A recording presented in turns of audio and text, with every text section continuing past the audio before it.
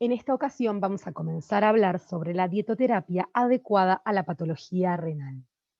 A modo de repaso, tenemos que recordar que el riñón en condiciones normales, es decir, de integridad y funcionalidad conservada, va a tener un papel fundamental en la regulación del equilibrio ácido-base, en el balance hidroeléctrico de agua y de iones, en el metabolismo fosfocálcico y en el balance nitrogenado. En esta imagen podemos observar al riñón y a la nefrona. Por un lado, el riñón va a tener conexión con arteria renal y venas renales, la pelvis renal, el uréter, y va a estar conformado por muchas nefronas. Estas nefronas van a tener una cápsula de Brodmann, túbulo contorneado proximal y distal, un túbulo colector, un conducto de Bellini y un asa de Henle.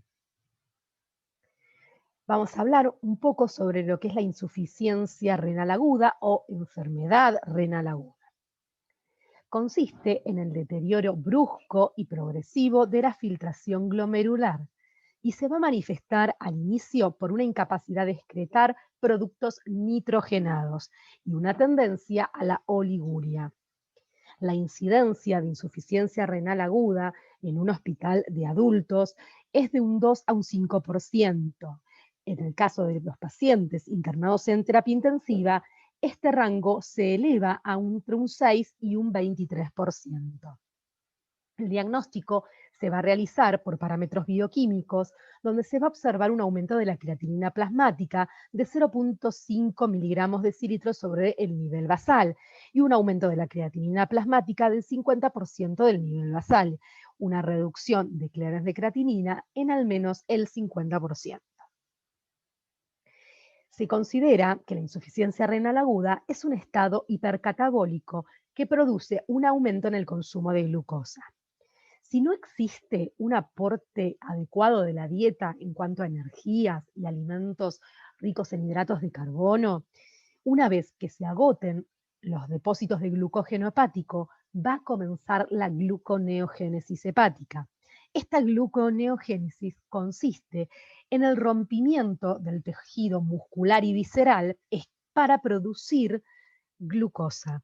Y esto va a generar una situación metabólica desfavorable para el paciente.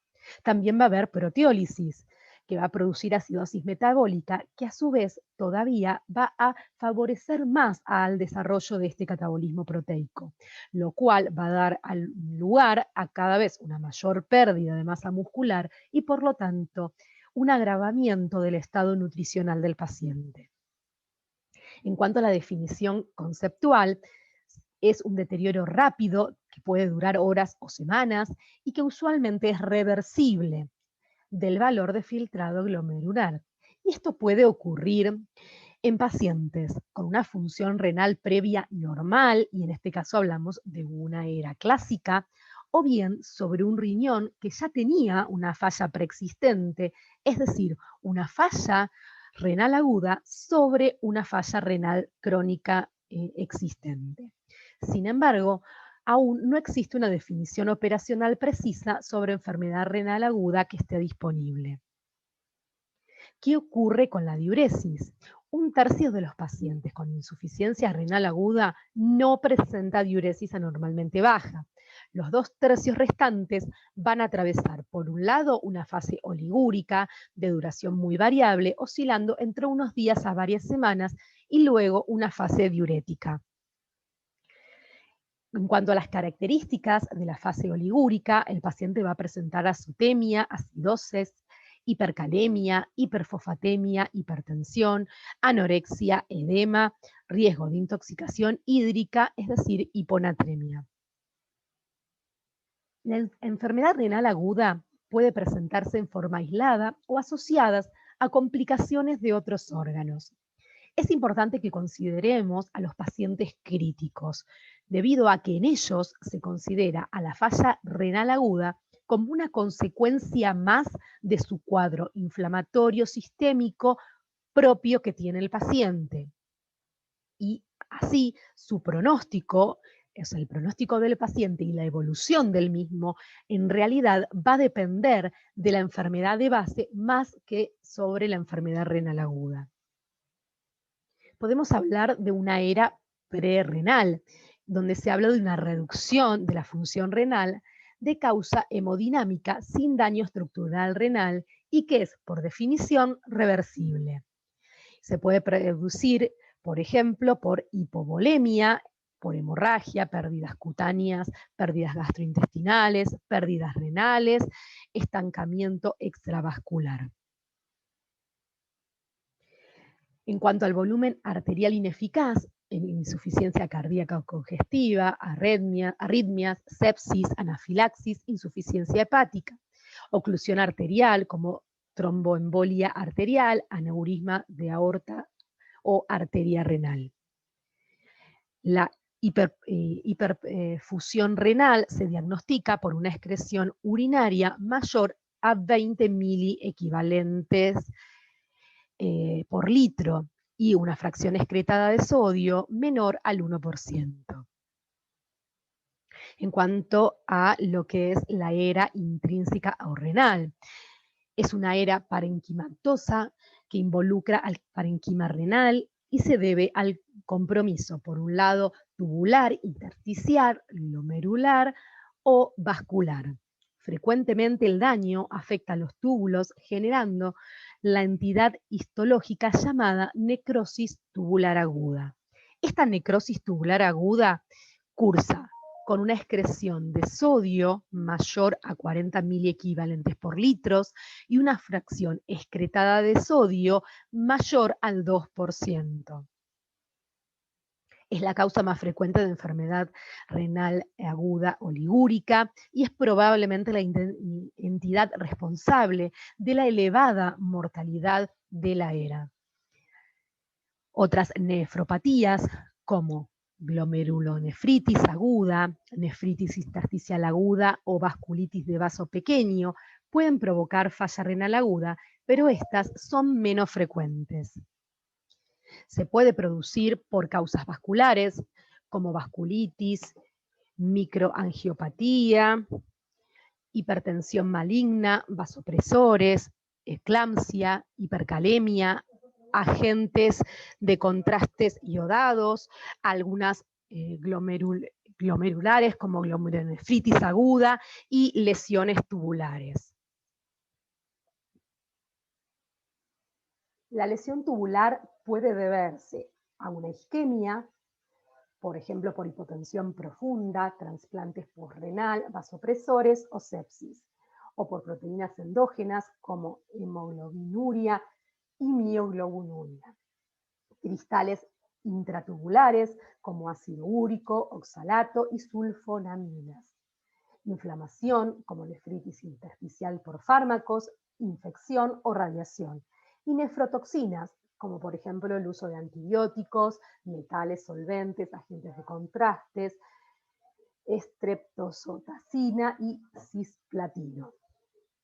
En cuanto a la era postrenal, se da por obstrucción del flujo urinario, requiere obstrucción del drenaje urinario de ambos riñones o de un riñón en el caso de monorrenos funcionales. Se puede producir por obstrucción uretral, obstrucción ureteral, cálculos, neoplasias, coágulos y estrógenos, obstrucción uretral y oclusión venosa. En cuanto a la clínica, se presenta con síntomas y signos que dependen de la forma clínica y severidad de la era. Puede haber anuria, oliguria, mantener el volumen urinario normal. Así puede presentarse edema o signos de sobrehidratación. Otros síntomas y signos dependientes del compromiso de otros sistemas también pueden estar presentes. En cuanto al cuadro clínico, algunos de ellos son anorexias, náuseas o vómitos, síntomas y signos neurológicos, coma. Asimismo, también pueden presentar síntomas y signos asociados a complicaciones, como por ejemplo infecciones, complicaciones cardiopulmonares y neurológicas. En cuanto a las medidas generales del tratamiento, por un lado es importante el control de la causa subyacente. Cada vez que sea posible, debe intentarse el drenaje de colecciones, desbridamiento de quemaduras, resección de tejidos isquémicos, y muchas veces no es posible cuando existe una evidencia de un proceso de un foco primario. Es importante elegir la antibioterapia apropiada y restablecer la entrega tisular de oxígeno. Para hablar un poco sobre el tratamiento nutricional de la insuficiencia renal aguda, tenemos que pensar en cuáles son los objetivos que nos vamos a plantear para estos pacientes. Por un lado, mantener la composición química del organismo tan próxima a la normalidad como sea posible, conservar las reservas proteicas hasta la recuperación de la función renal. Y estos objetivos van a ser similares a los que se van a establecer para la insuficiencia renal crónica. En cuanto a las proteínas, la cantidad de proteínas recomendadas va a depender si hay o no indicación de diálisis. Aquellos pacientes que no van a realizar diálisis y sin catabolismo excesivo, la recomendación va a ser de 0,8 a 1 gramo por kilogramo de peso o un total de 40 gramos diarios.